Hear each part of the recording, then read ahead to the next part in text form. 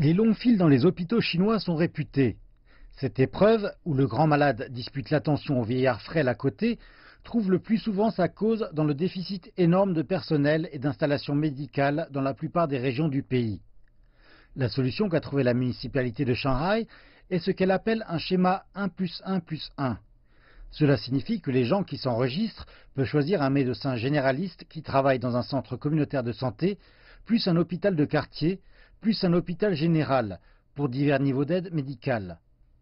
Alors que la grande majorité des symptômes peuvent être traités au niveau communautaire, leur médecin généraliste peut référer les patients à un niveau supérieur si requis, ce qui constitue un grand réconfort pour nombre d'entre eux.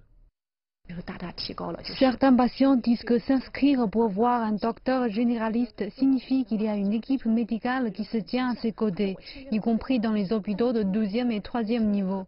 Cela constitue pour eux un confort de le savoir. Lorsque le généraliste ne peut pas diagnostiquer le symptôme, un spécialiste le fera immédiatement. Auparavant, mon enfant ne pouvait s'inscrire pour consulter un spécialiste qu'à minuit. Même ainsi, quelquefois, il n'arrivait pas à s'inscrire. Mais maintenant, les généralistes peuvent m'aider à réserver une consultation avec un spécialiste. En tant que patient, cela me réconforte parce que je suis en mesure d'obtenir un diagnostic dans les délais. La consultation générale est considérée dans le monde entier comme le service médical le plus important, le plus efficace et le plus économique. La Commission nationale de la santé chinoise rapporte que de nombreux pays bénéficient grandement de la structuration de leurs services médicaux autour de la consultation générale.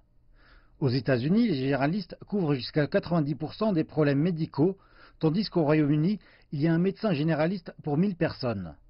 Ceci constitue un contraste très net avec la Chine, où dans certaines provinces, telles que le Liaoning, le Shanxi et le Jiangxi, il n'y a qu'un généraliste pour 10 000 personnes. Et en effet, la Commission a dit que le pays nécessiterait plus de 200 000 généralistes pour combler l'énorme pénurie.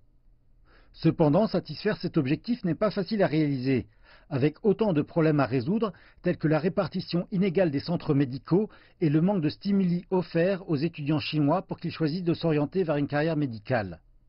Tout cela montre bien qu'il reste beaucoup de chemin à faire en Chine pour qu'elle parvienne à développer un système généraliste complet.